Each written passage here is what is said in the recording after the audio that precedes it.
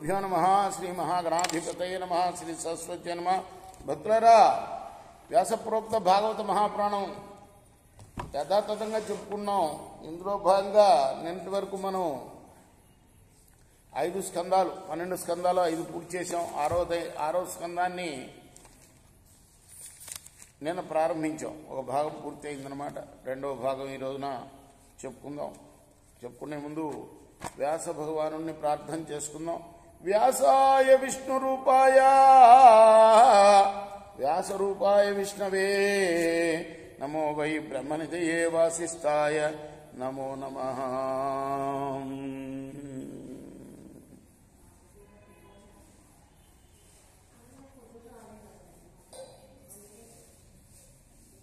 పరీక్షన్ మహారాజు ప్రశ్న ఏమిటయ్యా అంటే, ఈ ప్రపంచంలోని మానవుడు భరింపరాని బాధలతో నిండిన నరక కూపాలలో పడిపోకుండా సుఖంగా జీవించే మార్గం ఉంటే చెప్పవయ్యా. ఇది ప్రశ్న. చెప్తున్నాడు యోగేంద్రుడు, సుఖయోగేంద్రుడు. రాజా, మనస్సు, వాక్కు, శరీరం ఈ మూడింటిని త్రికరణములు అంటారు. త్రికరణ శుద్ధి అంటూ ఉంటాం కదా మనం. మనోవాక్కాయ కర్మలు. మనసు, వాక్కు, కాయం. కాయం అంటే శరీరం. మనసు, వాక్కు, కాయం, మనోవాక్కాయాలు. ఈ మూడింటిని త్రికరణాలు అంటారయ్యా. ఈ మూడు సమైక్యంగా ఉండి పనిచేయాలి. అటువంటి త్రికరణ శుద్ధి లేని మానవుడు వాడు మాత్రమే పాపకర్మలు చేస్తాడు. ఆ పాపాలకు ప్రతిక్రియలుగా ప్రాయశ్చిత్తాలు చేయకుండా చనిపోయిన మూర్ఖుడు వాడు నరక కూపాల్లో పడతాడు.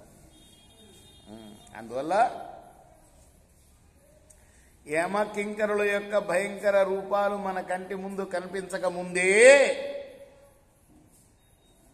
చచ్చిపోతామన్న బాధతో చీకాకు పడక ముందే, దేహం పటుత్వాన్ని కోల్పోక ముందే, తనలోని ప్రాణశక్తి ఆరిపోక ముందే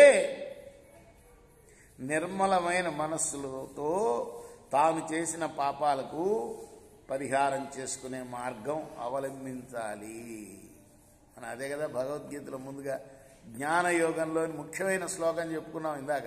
ఏషాం త్వంతగతం పాపం జనానాం పుణ్యకర్మణాం తే ద్వంద్వమోహ నిర్ముక్త భజంతే మాం దృఢపరత. అది చేసుకోవాలి. అదే చెప్తున్నాడు స్వామి. రేపు మనం 3వ భాగంలో కొనసాగిద్దాం. కృష్ణార్పణమస్తు. సాయి కృష్ణార్పణమస్తు. శ్రీ సచిదానంద సద్గురు సాయినాథ్ మహారాజ్ కీ జై. చేకోరా హారతి.